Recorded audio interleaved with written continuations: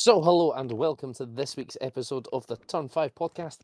The 2026 season is underway. We've finally got cars on track and it's finally on TV. So, this week we'll break down all 11 liveries, what we think of them, go over some news, and then talk about the first 2 weeks of pre-season testing with just 3 days to go, and then we'll be looking forward to Australia in a few weeks' time. So, let's do news first because it's a very short news week. The only news is the Circuit de Barcelona Catalunya has announced an extension to its contract with Formula One, and it'll be running in alternate years with Spa. What do we think? I honestly, I think this is more of news about Spa than anything. I'm disappointed that Spa is alternate weeks. Alternate years. I'm glad to see that Barcelona's still around, considering the last few races there have actually been halfway decent, and what looks like is replacing it, or what looked like it was fully replacing it in the Mad Ring, really isn't filling me with confidence in terms of the simulated laps that they've shown. Mm. Which is obviously all we've got, considering it's a partially street circuit and is still under construction. They say they hope to have it done by May. I am doubtful about that timeline. So we'll see. Can't wait for the FIA circuit homologation to occur 24 hours before the racing starts. Much like it did in Saudi Arabia. We love to see it. Yeah, obviously we knew Spa was already going alternate years. That was announced a while ago. So we'll have Barcelona in 2026, 28, 30 and 32, and Spa in this year, 27, 29 and 31. So good to keep both races on the calendar. It's just a shame that they have to be alternate years when we're going to places like the Mad Ring. Yeah, it's Monaco. it's good and bad. Like, it's good in the fact that it's still around, and it's good in fact of the sport is now so popular that we are having to alternate races to keep things around. But it's bad in the fact that why are we alternating these two when Belgium in particular is an absolute staple of the history of the sport? Why are we not making sure that that is a nailed on staple of the calendar compared to all of the newer top tracks that have been given 10-year contracts and are just able to pump money into it? And by that I mean Qatar, Saudi Arabia, Miami, Las Vegas, all of those ones, and now including in that is the Mad Ring. It just doesn't seem right. I know the sport is trying to just absolutely milk as much money as it can because it's a business at the end of the day. But if you're going for like massive profitability, then you need your events to also be good, because if you're going to all of these places and the racing is mediocre at best, the interest levels will fall. Yeah. And anything you want to add to that? Yeah, the only in a sort of bad way is all of the places that you say, like Vegas, Miami, Monaco. You could probably say that it's not about the racing in the first place. Monaco in particular is probably the prime example of its prestige more than event. Yeah. But Monaco has the crucial thing behind it that I will give it a pass of: heritage. Yes. Yeah. Monaco has been around since the dawn of time in terms of our sport. Even before that, it's like pre-Big Bang of our sport. And for that reason alone, I think it gets a pass. Whereas Vegas, Miami, Jeddah, they're all in the last 3-4 years. Yeah. There is It used to no be- pedigree. I know Vegas But- has had American Grand Prix there before, but that was quite literally racing around the Caesar's Palace car park. So, don't really Yeah. count that, to be honest. Mm. Then you go back 20 years, Monaco's one of the only street circuits on the calendar, full stop. This is And the that's problem. why, a part of why it was special. Yeah. It's losing that sort of uniqueness Mhm. because of the other tracks that we're bringing in. Like, I think we need to go back and look at, in the last decade, of all the new circuits we've been to, excluding the COVID years where we were forced to sort of localize, how many of the new circuits they've unveiled have been street circuits? And in that, I will include the planned Doha street circuit that they seem to have scrapped and just seem to be sticking with the Losail International Circuit. Because I know that originally they'd signed the Losail on a short term and were planning their 10-year lease to be a Doha street circuit. Obviously something's gone wrong somewhere, because that's just no news on that whatsoever. To be fair, in 2020, I don't actually think we went to a single street circuit. And it was great. Yeah. Like the new I additions to don't this, think we the did. new additions to the calendar, right, were the Mugello circuit, which, I mean, the most memorable bit was the safety car restart, which isn't great, but there you have it. We went to Portimao. That was great. Kimi Räikkönen absolutely bossed the field. The only one There's one that's that sort took of a debatable. That would be half Russia. and that's Sochi, yeah. Yeah. But that is at least a semi-permanent racetrack. Yeah, that 'Cause, gets half a like, pass. I'd Yeah. go as far as giving Saudi Arabia half a pass in that discussion, because the Jeddah Corniche circuit is there a lot of the time. Like, we just had Formula E there this weekend. And then we had Formula E there again, and Richard Hammond's daughter crashed the car. Crashed a car. Yeah. Formula E pick up the tab for that, by the way, not the team. Yeah. Sorry, I'm just looking for ball of water. Oh, what? There it is. Sorry, Yeah. I've literally driven back from holiday today, so I'm sort of very unprepared for this. Shall we move on to liveries then? I don't think there's anything else really to discuss on the track situation. Tracks, no. I don't think there's much else in terms of the news. I couldn't find anything else on the Formula 1 website. Amazing. So, liveries then. Oh. There big is one news. thing, and that was the fact that the F1 movie sequel is in the works. Oh, what is it? I missed that.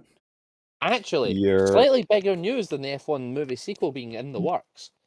F1 the movie has been nominated for Best Picture at the Oscars. We spoke about this already, Chris, and you weren't here. Catch up, son.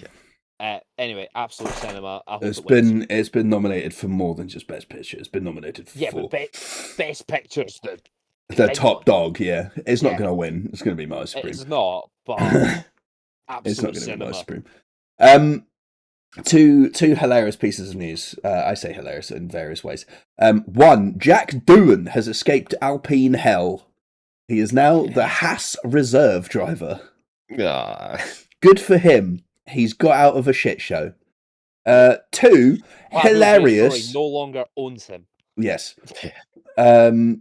Hilarious piece of news, and the comments that I saw on TikTok. I saw it on TikTok. Was amazing. Lance Stroll can claim Aston Martin are 4.5 seconds off the pace. Every single comment said, your other driver's only half a second off. I was going to come to that when we were talking about testing. But yeah. I mean, look, Alonso's comments are somewhat more positive in some respects. but hilarious. I just wanted So to mention liveries that then. because it was hilariously like, how can you think you're that far off? Yeah. We will go in reveal order for the liveries, because that's the order that Sky have got them on this page. So we'll start off with Red Bull. What do we think of the 26 Red Bull car? Banger. Yeah. It's such a nice livery. I was so pleasantly surprised when Red Bull unveiled their car and they'd done something different. And they've not. It's very obviously still a Red Bull, but it's very fucking nice. And there are lots of like the hidden details and the extra bits in it. Chef's kiss. I really like the blue. The blue is a solid choice. Yeah. It harkens back to the old sort of Toro Rossos and like early Red Bulls. The gloss gives Vettel Yeah. era.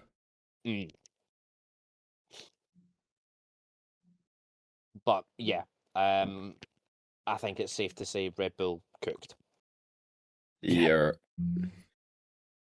Oh, big time. Racing Bulls. Look, This one it was a little disappointing because it is so similar to last year, but they have made iterations on it with the addition of the blue at the back and more blue through the side pod. I like it. It's not identical to last year's, but it's similar enough that it's pretty much the same. So it's sort of mid of the pack for me. This was a design that I was very happy with last year because it was very clean. It's still very clean. It's just Red Bull have smoked them. Yeah. And I think it's sort of suffering from what we called Red Bull out for many years of it looks just the doing same. the same. Yeah. I mean, I get it. They've got to find an identity now because they seem to have settled on this team name. But don't fall into the same trap that your parent team fell into for a long time. Next up was the Gritty Haas. I like this. It's very clean. It's also a bit sparse on the sponsorship. Not as sparse as another car that we'll come to. No. But another car which I'm actually surprised is as sparse as it is. But we'll come to that. It's a nice, clean finish. This was the first car, though, that raised a question for me. What happened to the numbers on the side pods? Because it's not there. Yeah, and it's not the only team I've seen that just don't have them. You mean like on the back of the engine? Yeah. Like the side of the car, yeah. Yeah.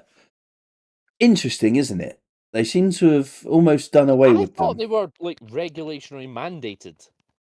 That's what I thought. That's as I understood it. So, yeah, weird. The only thing I can think of is they're not in like the renders and then testing because you can change who's driving as much. Yes. But it'll be in the interesting final, if we show up to Australia and they've still there's not no there. number. Yeah. Crofty is going to get very confused. Well, so are most of the people at the side of the circuit. Yeah, exactly. So, Ben, what were you going to say? It's one of my favourite liveries on the grid. Oh, okay. The more that the rest of the liveries have come out, the more I'm like, yeah, I rate that. I like it. It's just clean. It's a smart design.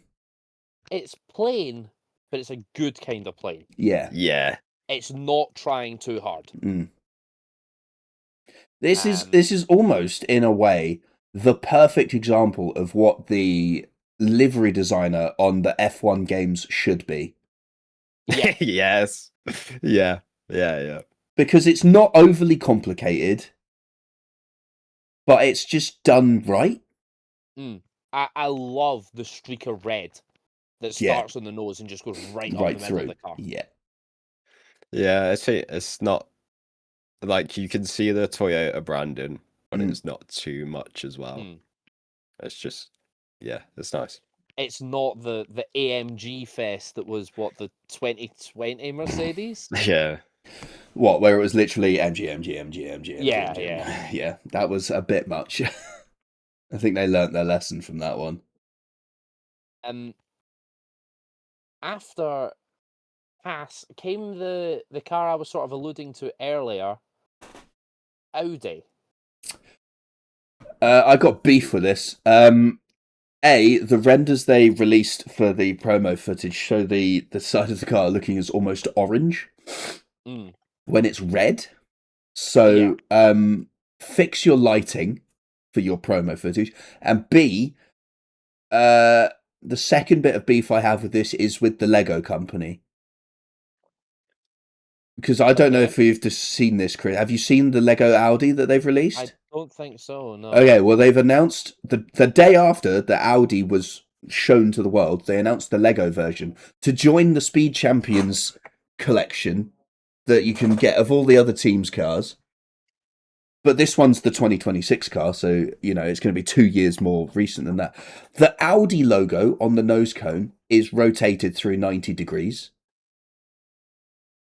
Right? Okay. Since when have you seen the 4 rings of Audi in a vertical stack? Yeah. Never. And they fucked the sponsorship stickers on the side. They've got BP and Castrol the wrong way around. These are very simple little details that if you just took an extra day or a week to polish, you wouldn't have fucked. But they rushed it. So it's also the worst car on the grid in terms of design. It's ugly. My other part of beef with this car is we'd already seen it. They announced it months ago, and we went, "Oh, that livery's a bit shit, but maybe that's just the tease livery, and they'll drop a banger." Then, we're going to reveal our new car, and it was exactly the same. Fucking same, yeah. We just kind of went, "You didn't listen. What was the point of that?" And as we alluded to earlier, it's so bare sponsorship wise. I don't even think that's the problem though, Chris. It's everything to do with Audi. It's got all the right colours to make the fucking perfect livery. And they've made that. Yeah. I don't know if you've seen it, Chris. You don't even need sponsors to make it look good. Chris, have a quick Google. The S1 e-tron Quattro. That with the specifically the Hoonigan one. That I think it was either Ken Block or Travis Pastrana drove. That is what the livery style should have been. Well, this is yellow, so I might have the wrong car. Yeah, no, not the Group B from the 80s. I need the Hoonigan. Yes. Yeah? See what I mean? It's the same colours. It's just better.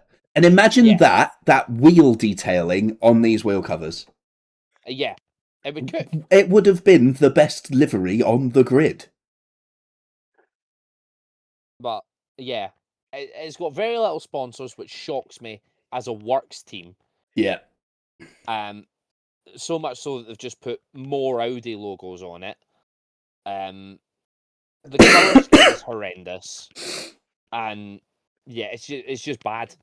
It's not that the colour scheme is bad. It's just they did a bad job with the colour scheme. I've now shown you what they should have done with the colour scheme to show you that it is viable. They just fucked it. They had the biggest ball and just dropped it. Well, I want to know what the fucking designers have done all the year. I want to know how much they were paid for that design, because they've just gone done. The only thing they could say is that they've placed the sponsors. Literally, they've taken this blank car, right? They've chopped it in half. They've gone paint that bit red, and then they've gone, we need to do a bit more here. Paint the inside of the inlets. That'll do.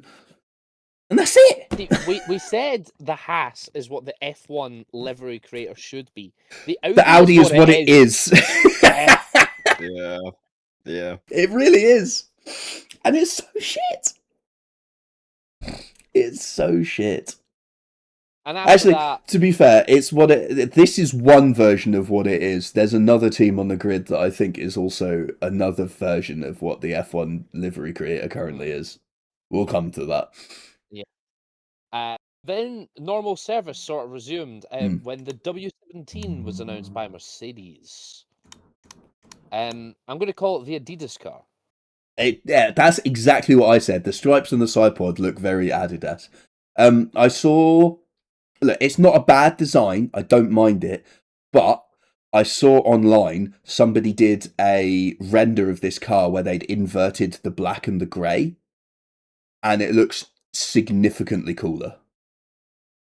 So, So like the black at the front and the grey at the rear. yeah, and instead of the Yeah. grey Adidas stripes, you've got black Adidas stripes. Okay, yeah. It looks a lot cooler that way round. But it's still not bad. I'd still say it's in the top half for me. Yeah. It's very clearly a Mercedes. They've iterated on it once again. They've kept their red star. Mercedes. Where is it? Oh, yeah, I see it now. Yeah. And they've got numbers on the engine cover. Great success. Yes. Yeah. Well, Ben, any strong feelings on the Mercedes? yeah, I despise it. Okay, do tell. Yeah, it's Mercedes. Is that just because you're afraid it's going to win the championship? No. No, it's the engine Don't be compression so ratio. stupid. It's the stripes look a bit stupid. The Microsoft looks a bit stupid. The Microsoft I don't is want it very to win the championship. apparent. Your 2026 World Drivers Champion, Woody. Yeah, it's nice, but it's just It could be Kimmy. Let's be honest. Yeah. Does Woody have a surname? awesome. I don't think he does. I don't think it does either. It's just Woody the cowboy, isn't it? Yeah. Which is so sad considering you've got Bo Peep and Buzz Lightyear. You're forgetting the GOAT, Mr. Potato Head. He's married though. He's got a title. The true goat is clearly Slink. Yeah. Although I do have a soft spot for Rex. Oh yeah. Anyway, enough Toy Story. His official name is Sheriff Woody Pride. Oh. He has a surname? But technically it's all a one. Dr. Porkchop. Because he's like a sheriff and yeah. There's a deep cut reference for you. The evil Dr. Porkchop. From one toy car to another. Yeah. It was time for the SF26. The We Are Checking Ferrari. There's so much white. Lots of white. Chris, are you familiar with the current theory? Do tell. Historically, years in which Ferrari have painted their car with more white have been bad years for Ferrari. Circa when Alonso was at Ferrari, and many more historic examples where they have not done as good. Perhaps they're looking to buck the trend. Or perhaps they're hedging their bets. Yeah. One thing I could say to that, just to give Ferrari fans a bit of hope. They don't need any more, mate. It's a new regulation change. They're going into the moon. The 2020 Ferrari car. Just famously fucking disgusting and shit. about There's the no only white? white on, Oh. was the numbers, and that was about it. Yeah, I'm not saying it's the only years they've done bad. It's just whenever they've painted their car with more white, they have done bad. It's been almost like a guarantee. But then It's the when they've Ferrari had a seal of car, approval. when they have a car that hasn't got any white, have they still done bad? Maybe Ferrari are just bad. Ferrari are a midfield team. Discuss. We'll talk more on Facts. Ferrari later because there is some interesting things out of the test so far. They out win there. the championship with better drivers. No. We're purely here to discuss the liveries. One thing I will say, it looks nice under the lights. Mm. The Yes. white makes it stand out when the circuits are floodlit. But we've obviously got far more daytime races than nighttime. Yes. That being said, I quite like it. It's not bad. It's just a lot of white. Yeah. I don't mind it. It's firmly in the mid pack. Yeah. It's not amazing, but it's not bad either. Sometimes maybe good, sometimes maybe shit. Sometimes it's just in the middle. Yeah. Speaking of, sometimes maybe shit. Alpine. What do you mean sometimes? I think you mean Always shit. always. Yeah. They have yet to not negotiate the blue and pink. No. I don't think you're ever going to be able to negotiate it. It's just that blue and pink doesn't go. I think they need No, to they accept. negotiated what? Yes, And that was when the they car ran was it pink. mostly with a bit of blue. That's Right. what I'm saying. Because then you've just got the Force India back. Yeah. The Force India proved that pink works. They just need to go, we're a pink team with blue highlights, and then it cooks. Yeah. The back of the Or- car with the Alpine, with the white A in the pink, great. Looks amazing. Everything forward of that does not. Oh, Yeah, it's pretty just much. scrap BWT. Fuck that off. Then it'll look nice again. Well, yeah, that would just be a blue car then, wouldn't it? Yeah. Just fits in with the rest of the grid. Cool. That's Alpine. We all think it's shit. Excellent. Williams. Yeah. I have a. First of all, I'm deeply disappointed we never got to see the camo livery because they didn't show up to Barcelona. No, we did see. I thought they were doing the camo livery for this week. Well, this week coming or this week been? This week being. Yeah, Oh no, they ran the didn't, did normal. they? Damn. So Surely unless they're going to bring it next week when Well, I don't know. when TV's on all day. But yeah, we've not seen it at all so far. Secondly, what do we think of the 2026 Williams, the one that we'll actually see in the season? I despise the wheel covers. Yeah. Let's go gambling! Yeah, it'd be alright if it wasn't for the wheel covers. The wheel covers get on the tits. I'm not sure how I feel about the sort of two-tone sponsorship meet where the Barclays and Komatsu meet. It's a bit of a clash, but I think that's about the best they could have negotiated it. Yeah, you could sort of just about let it slide and get away with it. If it was on... If the Williams wasn't blue, then it would be an issue. Yeah. The only other colour that would work with is if Williams were black. Or white. Yeah, basically just a neutral colour. Yeah. But they're lucky that they are blue, and so it kind of works as like Barclays is just like the highlight. Yeah, somewhere... It's mid just for me. below the mid pack, I reckon.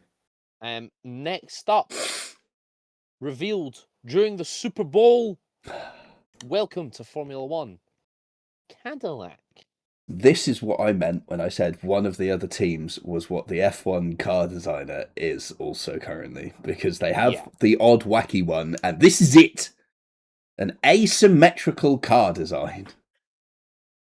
Indeed. Loki kind of cooked. Loki I don't kind of mind it, didn't. but it's not my favorite. Yeah. It's Yeah, if they picked both, like one of the sides for both sides, they've cooked majorly. Yeah. I think if But they I pick the think where black it's- side for both sides, they cook. You know what I think disappoints the me, white right? side is very like bog standard. You know what disappoints me? What disappoints you? I've seen a render of Cadillac in their typical yellow, and it fucking rocks so much more than this. Maybe next year. Maybe. Yeah, that is another. The other thing you could say is Cadillac is it's like a brand new team. It's a chance to get a like fresh color on the grid that you could make your own. And they've Yeah, we just don't gone have a black and yellow white. car. Yeah. We haven't had for a long time.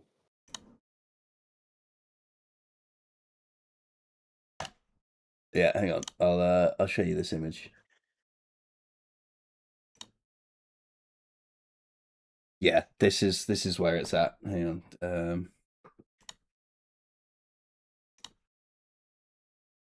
This. Okay, yeah.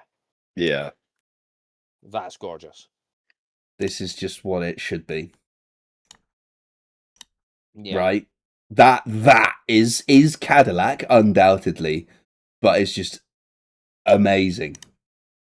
Mm. Okay, I rest my case. I cede my time. Shout out to whoever made that. That is Chris Paul Design 1, Chris Paul Ely. And then we got the last two cars on the one day. We'll start with the reigning champions, McLaren. You know what? You know when we absolutely dragged Red Bull through the mud for it's the same as last year? We now need to do that to McLaren. This is Whoa, this is The identical. wheel covers are different. I don't give a shit about the difference between the wheel cover and the side of the sponsorship on the engine inlet, because it's the same company. They've just changed which bit of the company they want to advertise. Yeah.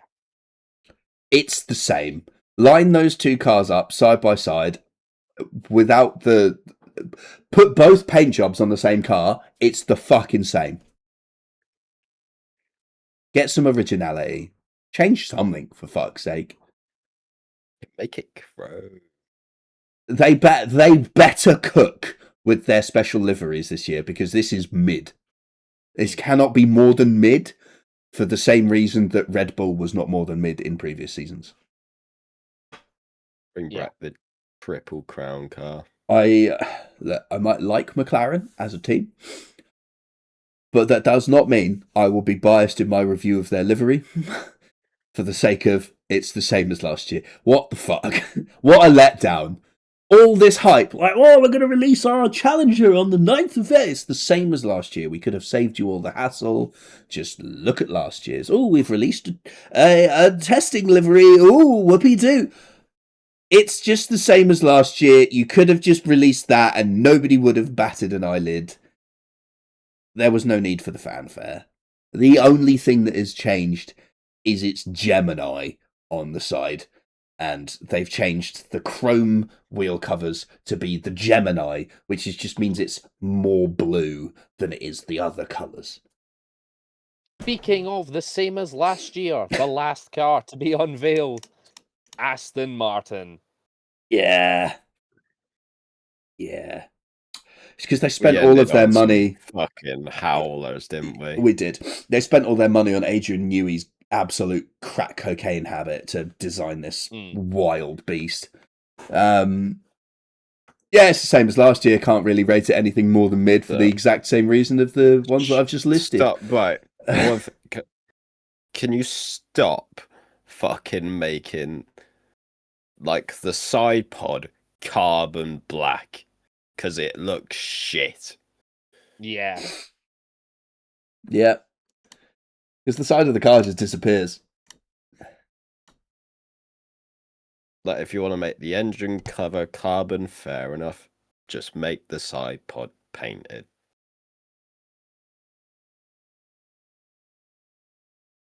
And take Lance Stroll out of the car as well, because he's crap. And I think that brings us nicely on to pre-season testing. Oh, wait, actually, before we do, best livery, worst livery. We got to rank it, surely. You're 1 to 11 will be a pain in the ass. Yeah. Just 1 and 11. 1 to 11 is easy. Audi, Alpine, Aston, or McLaren. Williams, Mercedes, Cadillac, Ferrari, RB, Haas, Red Bull. So Red Bull's the worst on the grid, yeah? No, Red Bull's the no. Red Bull's the best. He's gone 11 to 1. Yeah, bro, it was like 1 to 11's easy, and then said Audi. Yeah, I'm inclined to agree with Ben there. Red Bull is the best and Audi is the worst, and I'm amazed I've said that considering I hate the Alpine. Yes, Yeah, imagine right, saying that last year that Alpine's been outdone. Crazy. I'm going to slightly disagree. I was sort of torn between two. I'm going to say Haas is the best. Fair. I do love the Haas. And yeah, Audi's by far the worst. I think as more released, my approval of the Haas went up dramatically. Yeah. It is in my top 3. But you don't know whether that's because in the Haas and the Red Bull. Mm. Because they both cooked. Yeah. So I think the one thing that Haas is, you knew Red Bull cooked from the start. With the Haas, it's more the fact the other cars just look so fucking mid and shit. It's because me and Ben reviewed them as they came out, and the Haas was in the first week that we did it. We said the Haas was good, but we didn't rate it. I think we gave it like a 7 out of 10, maybe a 7.5. So there's plenty of room for improvement there, but everything else has just been under that. So yeah, testing.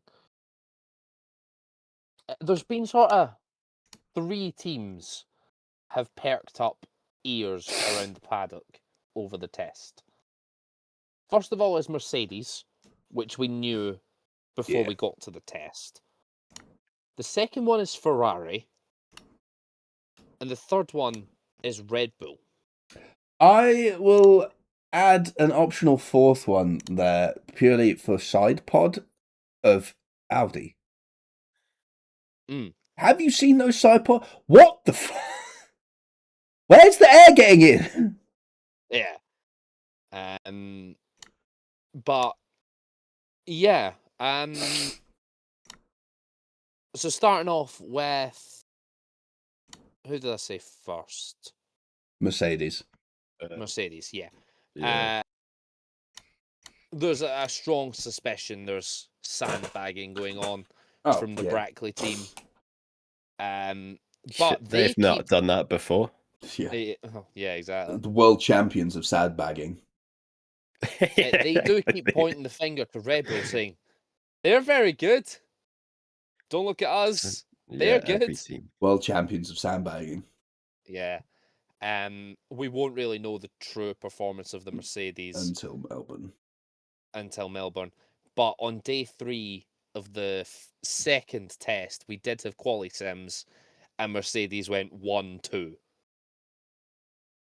Oh, fuck. Yeah. Cry myself to sleep. Yeah. That thing goes like a Our only hope is a fucking grid start, and it's like it was at tested when they're all they couldn't get off the grid. Franco Colapinto almost slamming it into the barrier, trying to do a wheel spin. It was by 0.5 over Lewis Hamilton. Look at Red Bull, guys. They're really good. Kimi pops it half a second clear. Went P1 with a 133.6.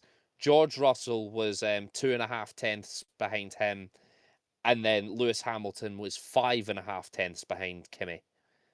So 3 tenths behind George. Yes, look at the Red Bull, guys. They're so good. Look at them. Don't worry about our 16 to 1 magically expanding to 18 to 20 to 1. Yeah. Mm. We'll know their true pace when we show up to Melbourne, Yeah. because it is a very top speed heavy circuit, especially since its modifications. And when they smoke the grid by 5 seconds in qualifying, Can't wait for the we'll know who the teams are 107% rule to be deployed. And Every 2 other cars team. start. Yeah, exactly. And here on today's grid, we have on pole position George Russell, and lining up alongside him, Kimi Antonelli. And it's lights out, and away we go.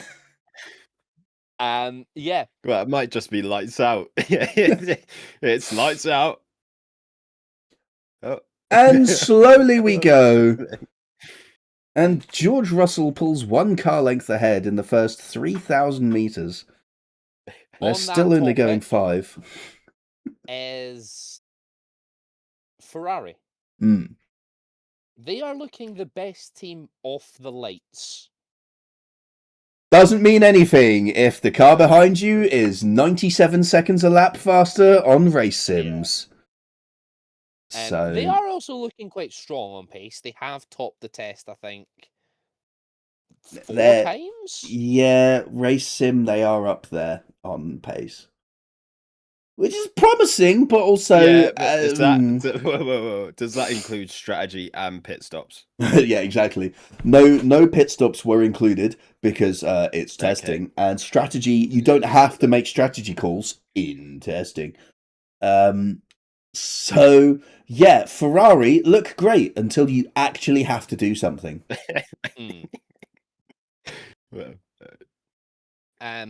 But yeah, they're looking strong on both 1 lap and race pace, but particularly in race trim. So they have a drivable car. The usual caveats of it's testing, we don't know about fuel loads and engine modes and all that fun stuff. Does Ferrari have the intelligence to sandbag? No. What a sentence. What a sentence.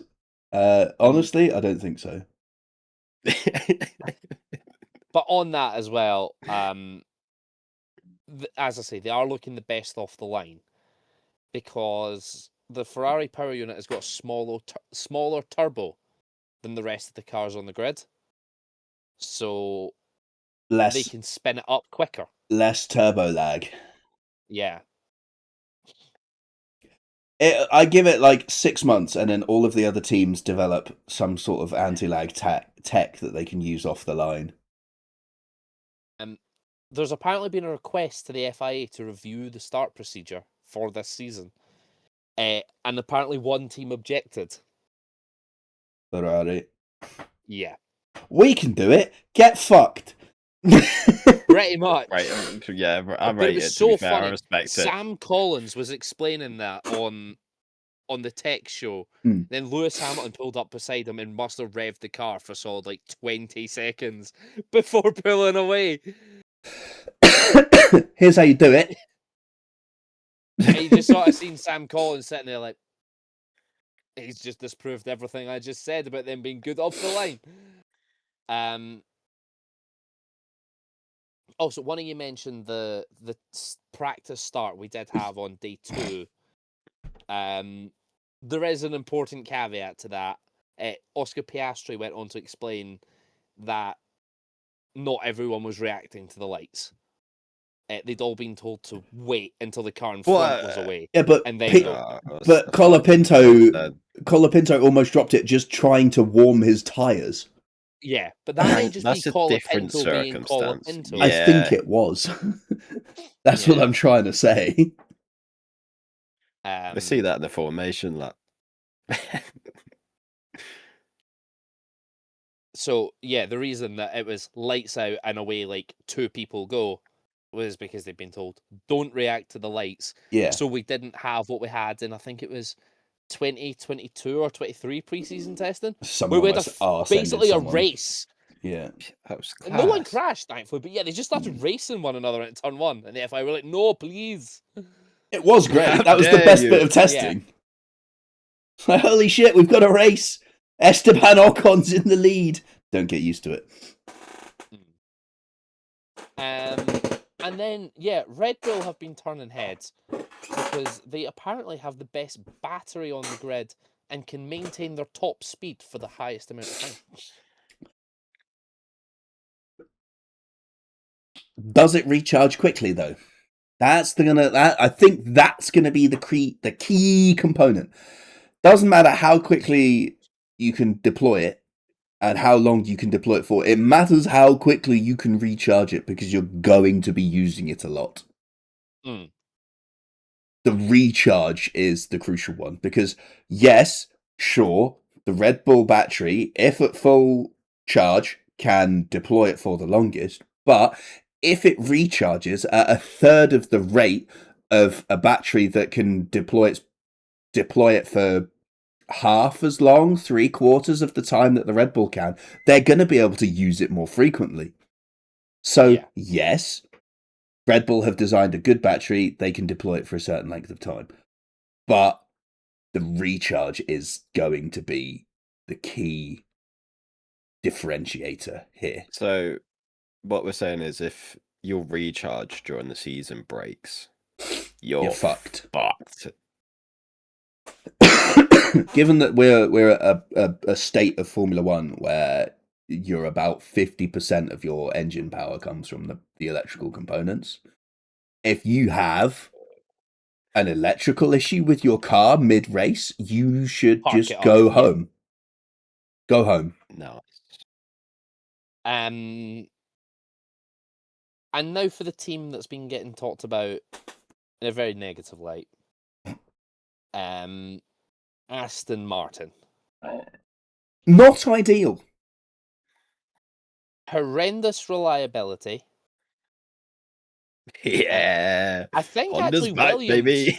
might have put GP2. more laps in than them across the 2 tests, and Williams didn't show up to one of the tests.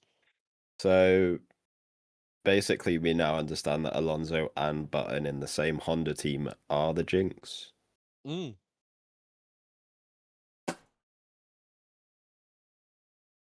Honda may have fucked it, but Alonso is happy with the chassis.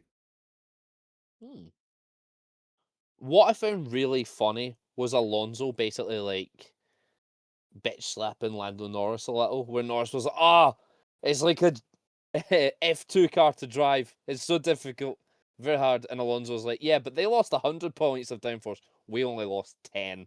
It's not as bad. Basically saying, we were shit last year, but that means we're going to be getting slightly less shit. There's less far to fall. Exactly. You've fallen down the flight of stairs, we've only fallen off the bottom step. Is basically what he said there. We're shit, but we always were. I respect it. Yeah, Alonso has been sort of like 50-50 on it. In some comments, he's been like, we're shit. But in other respects, he's been like, look, we trust the design of the car is there. We just need to now work on refining it and all of the reliability and all of the other things and all of the power unit and then all of the other this and the other. And then, it's just a sort of a gradually increasing list that Alonso started reeling off. But he's happy with the base design of the car. He said, you can't argue with it because it's an Adrian Newey design and he's spent the last 30 years dominating the sport. The man's not wrong. Barring the Mercedes dominant era, Adrian Newey designed a lot of championship winning cars in the last 30 years. Yeah. So it's a famous saying, isn't it? Chassis like Baywatch, engine like Crime Watch. Yeah, that well-known saying. Yeah. But yeah, so Aston Martin looking poor. Cadillac also not looking great. A few reliability issues. Yeah. It's kind of to be expected for a brand new team, though, isn't it? Yeah. Like, you expected it more from Cadillac than you did from Aston. Mm. I feel McLaren. like Aston are having their issues because Adrian Newey has made such a tightly packed car that they've just got no room to work with. Because that's just how Newey works. He goes, you can fit this exactly like this. That is all the room you're allowed. Yeah. McLaren have had a few reliability issues over the test. Mm. They, thankfully though, for you guys, haven't looked like they've rocked up with a tractor. Yeah, which just means that everyone else is going to be in a rocket ship. So Yeah. comparatively, we're in a tractor. You know? Yeah. Yeah, but you're not going to qualify last the way you did at the last regulation change. Yeah, this Yeah, is Chris, true. when you've been, qualifying first, second, third for the past 2 years, and suddenly you're 7th and 6th, it's not as fun. I point you to Mercedes. Yeah, you've been there, done 2022. that. Yeah, I've done it. Went from championship winning car to fucking tractor. To That a was drop funny, though. splob. Yeah, that was funny because you'd won the Yeah, you'd won the constructors for 8 years. And then you decided to rock up with a dropped pile of Play-Doh. With no side pods. And George Russell said, looks fast. Fuck off, son. It looked fast. It just wasn't. Fast. That is forever one of my favourite moments of Drive to Survive is, looks fast. I looked at it and thought, oh. No, George. No. Yeah, hope you enjoy back problems for the rest of your life, George, because that's all that Mercedes is giving you. Yep. Yeah. I mean, Audi also had a couple of reliability issues. I'm trying to think who else did. Alpine did because they had to hold Colapinto in the garage for a while, so he lost a lot of running on, I think that was day 1. Everyone's had sort of like little teething issues. Williams had some reliability issues. Yeah, it was interesting because like loads of the teams were saying like, we didn't have any issues at Barcelona, but now we've come to the warmer climates and now we're starting to see more. Mm. So we will see what the second week of testing unfolds this week. I should be able to watch at least a little bit of it. Lando Norris did top the test on test 2, day 1. But between that and the fastest time of the test is 1 whole second. Yeah. But equally, that is track progression. Track progression was huge.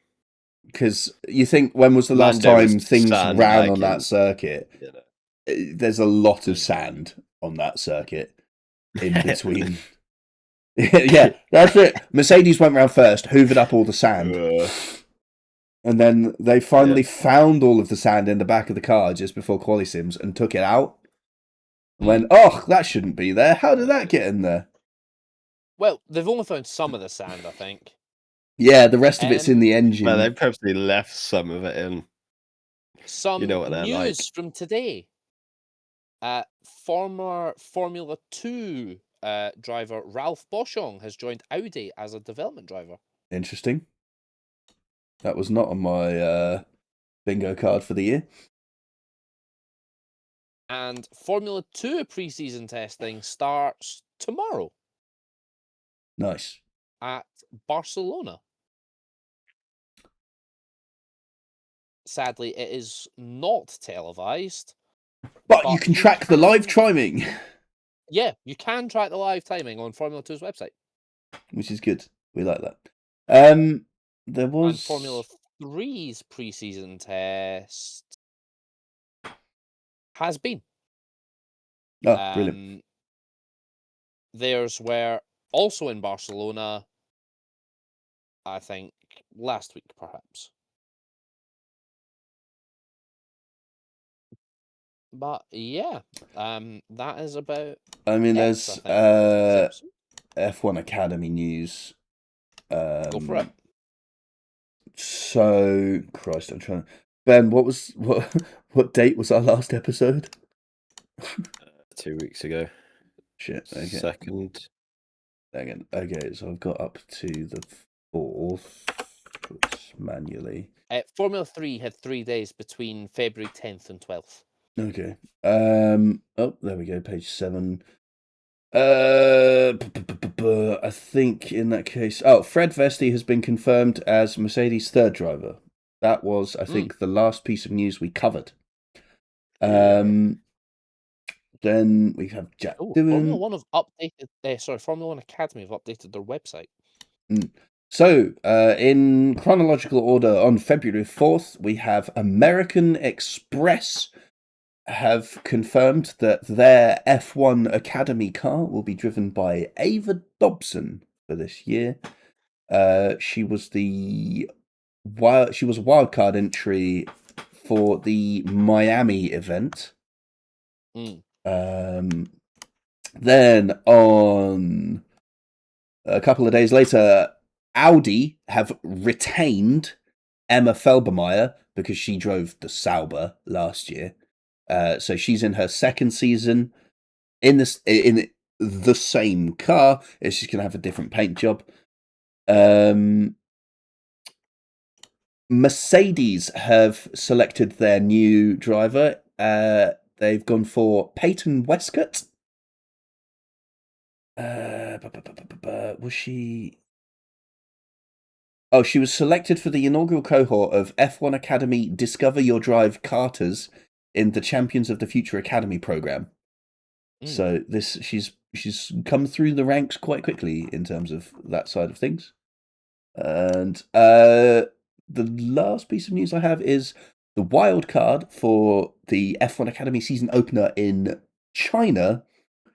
Shi Wei, last year's wild card, is returning as the wild card.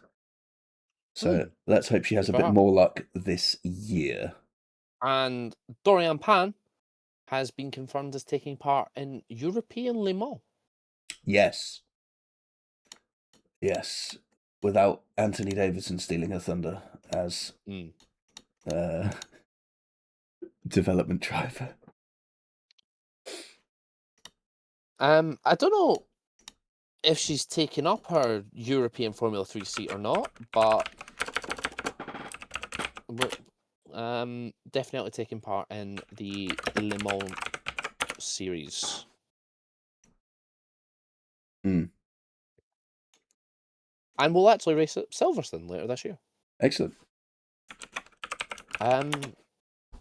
So yeah, that brings us to the end of this week's episode of the Turn 5 podcast.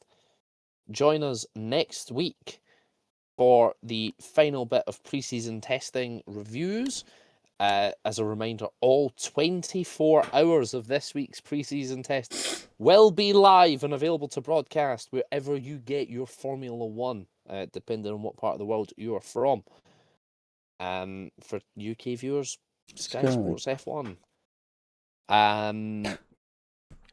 And we'll do our proper pre-season predictions once we've seen all the cars around the track properly for all of the tests before we go to Melbourne. What else then? Obviously, we'll start the build up to the 2026 season. Any news we will bring you as it happens, and then gear up for another 24 rounds as we go once more around the world and see who will be crowned the first Formula 1 world champion of this new era. So you've got all that to look forward to. Until then, thank you very much for joining us, and we shall see you next week. Ta-ra for now.